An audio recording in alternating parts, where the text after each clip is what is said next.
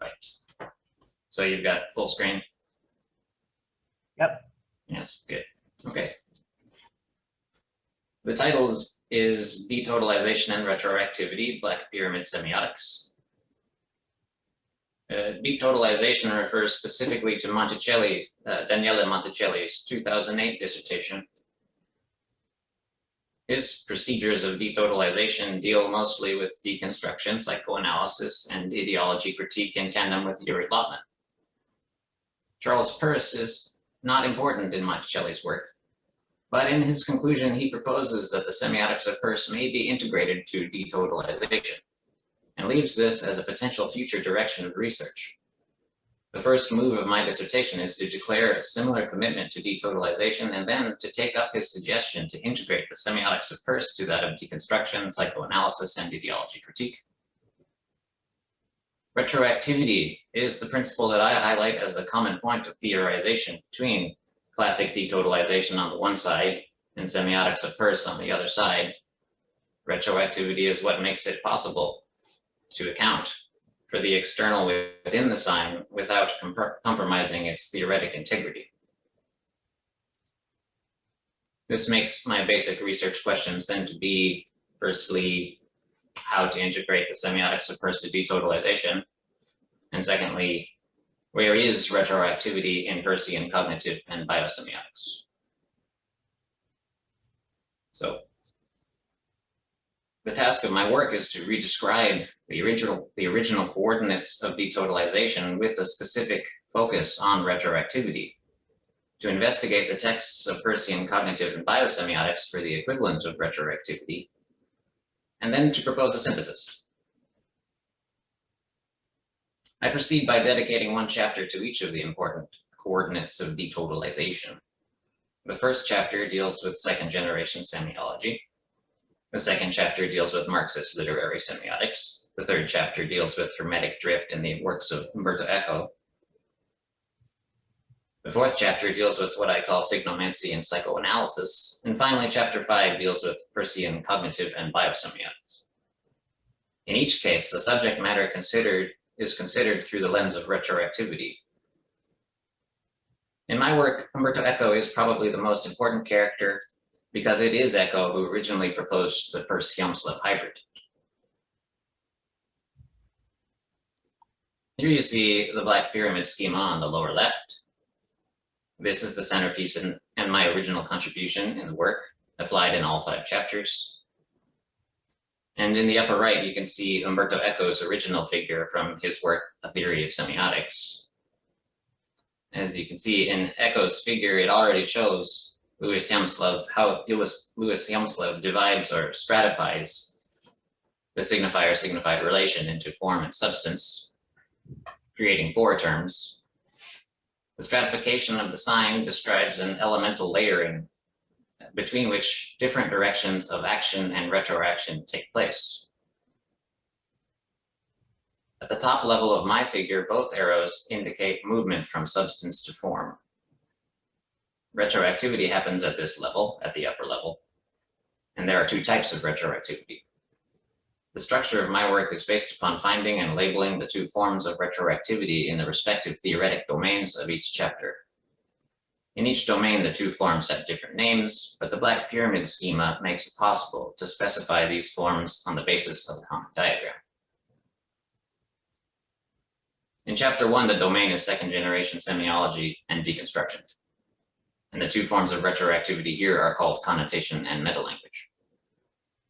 The first 2 parts of the chapter review the dispute about the supposed logocentrism of semiology. This is a very important part of the whole rest of the dissertation, my claim that semiology is not logocentric in the way it is often accused of being. And the problem of logocentrism is not solved by simply asserting that non-linguistic meaning exists.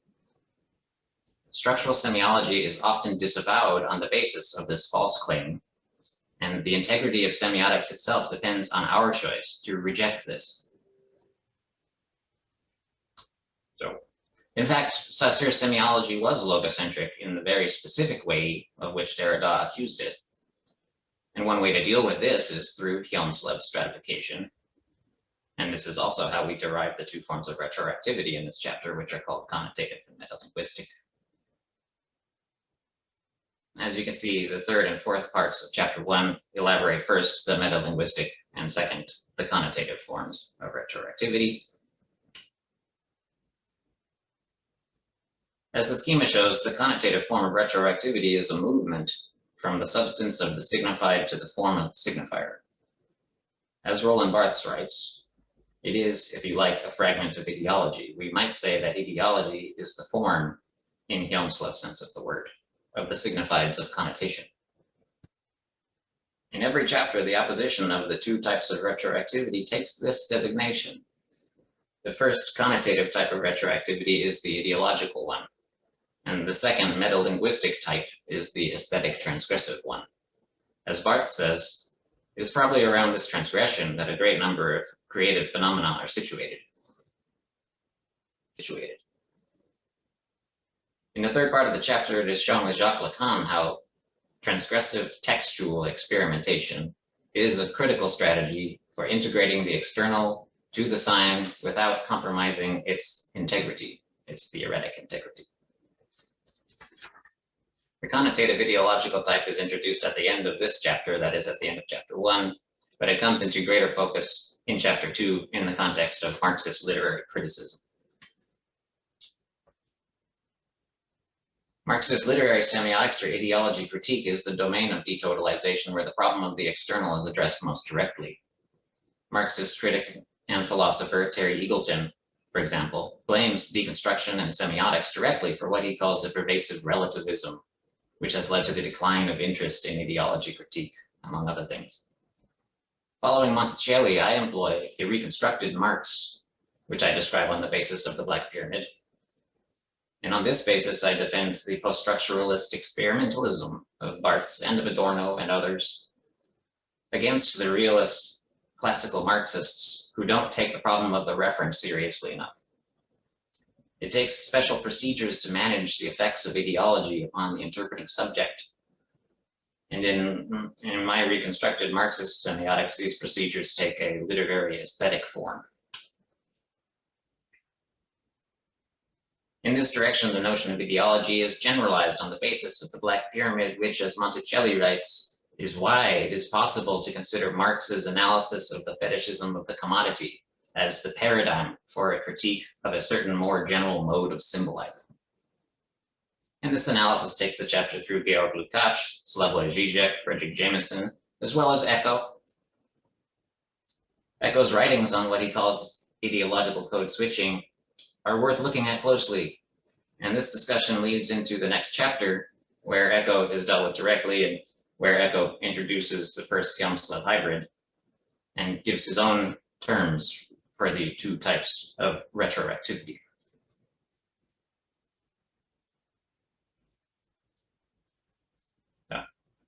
In the field of ideology critique today, Eco's writings are comparably neglected.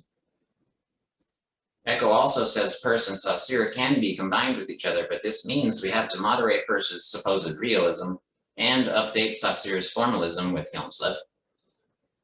We have to re-emphasize a point which Peirce has already made pretty clear, and which is indeed actually central in Saussure, but which is amplified by Hjelmslev, which is that the object is not the referent.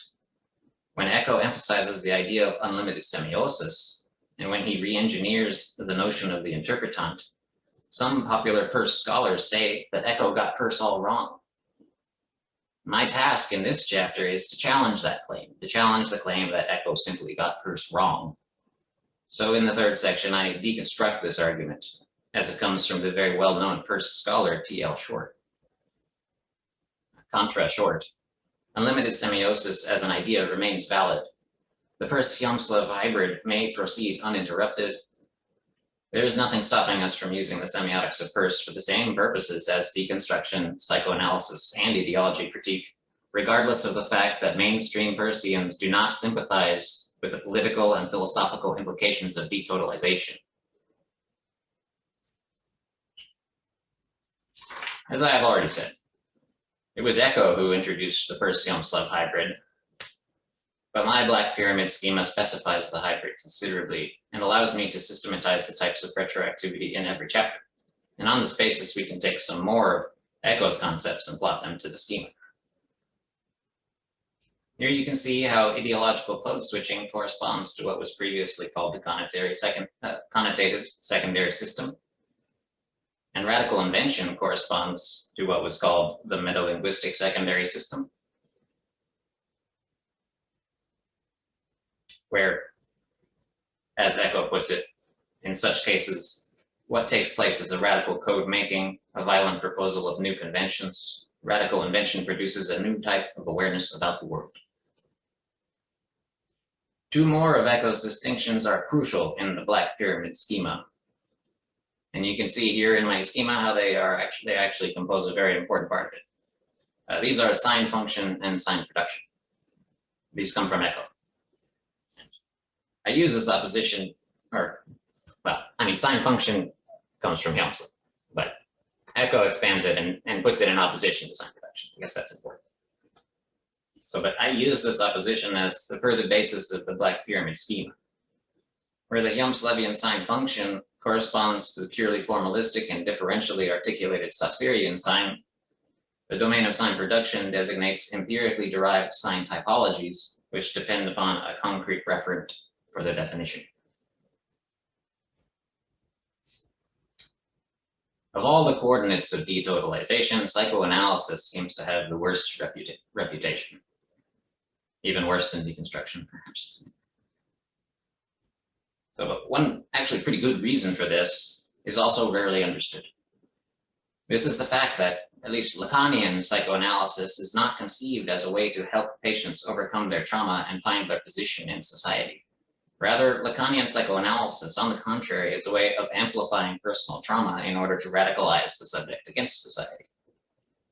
It is this implicit radicalism that gives psychoanalysis its great explanatory power for understanding retroactivity. Because there is an element of retroactivity in every sign, retroactivity itself must be understood completely, and for this, only the most extreme examples will suffice. This is why the first 3 sections of chapter 4 are devoted to dream interpretation, I Ching, and tarot card divination. The structures of each are plotted to the black pyramid schema, and Freud's method of dream interpretation gives the terms for the 2 types of retroactivity used in this chapter. He calls them condensation and displacement. He writes that dream displacement and dream condensation are the 2 governing factors to whose activity we may, in essence, ascribe the form assumed by dreams. The Freudian method of dream interpretation is to break the dream into fragments, to free associate on the basis of those broken fragments, and then to reassemble the new associations into what is, in effect, a new dream. Freud goes on, its elements are turned about, broken into fragments, and jammed together. The restoration of the connections which the dream work has destroyed is a task which has to be performed by the interpretative process. The misunderstood secret of Freud's dream interpretation is that signifiers of the dream are not chosen on the basis of any direct link to the life of the dreamer, but must be differentially identified and retroactively reconstructed like the pieces of a rebus puzzle or like the words and sentences of an unknown language. In this way, dream interpretation, as well as I Ching and tarot, are presented as strictly non-transcendental tools for conducting a totally personal ideology critique. The critique does not proceed by pointing to certain ways of thinking and saying this is ideology and this is not ideology. It is a self-directed, guided reassignation of the signifieds of memory that takes ideological condensation as a given and employs all the tools of detotalization as counteractive strategies. As you can see, there is nothing really scientific about this signomancy, and it naturally meets with some resistance. For this reason, I close the chapter with a review of literature that compares psychoanalysis with the semiotics of Peirce, to show that a great deal of work has already been done to outline the commonalities between the 2 approaches, and to give a transition to the final chapter, which takes the scientific paradigm of Peircean cognitive and biosemiotics as its main material. So, both science and the humanities bear out the cognitive reality that is ideology. And this is the best reason for integrating Peirce to detotalization. We need the tools of empirical, cognitive, and natural science for this task of ideology critique, and we need a theoretical semiotics spacious enough to accommodate both strategies, and one which can make a place for the referent and external reality without compromising the theoretic integrity of the approach.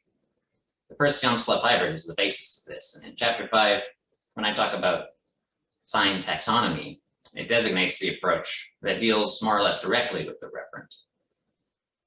The second part of chapter 5 reviews some different versions of this usually Peircean taxonomic approach.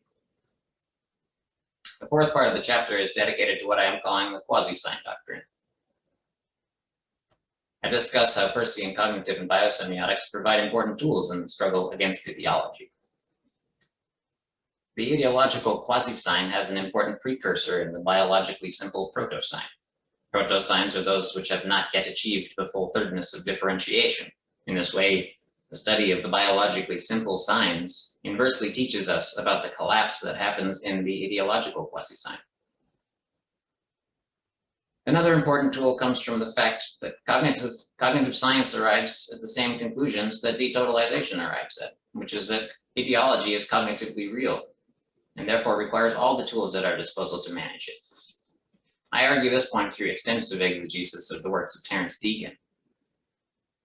Deacon's sidebar comments sometimes align surprisingly well with ideology critique, such as when he names the inertia of mental content, which he describes by saying that these mental structures are automated procedures which, once initiated, run autonomously to completion, that dissecting them back into component actions is difficult, if not impossible, and their structures tend to become inaccessible to introspection. He extends the idea of mental inertia to collectivities in his chapter about golems, where he says that the true golems of today are not artificial living beings, but rather bureaucracies, legal systems, and computers. Because of this, they share the golem's lack of discernment and potential for disaster. So in the section, I collect all of Deacon's comments that align with ideology critique, and I present them together as a primer for more developed cognitive Peircean ideology critique. The dissertation yields some very concrete conclusions, such as this answer to the still disputed question, what is ideology? The answer provided by the schema is that ideology is precisely the retroaction of the substance of the signified upon the form of the signifier. The Peircean consequence of this is that in the quasi-sign doctrine, ideology is the post-triadic sign whose interpretant is diminished or eliminated entirely. The Peirce-Hjelmslev hybrid makes it possible to issue such concrete statements, but these pronouncements make me a little uncomfortable because it is really this aesthetic indeterminacy and ambiguity which is the major conclusion of the work.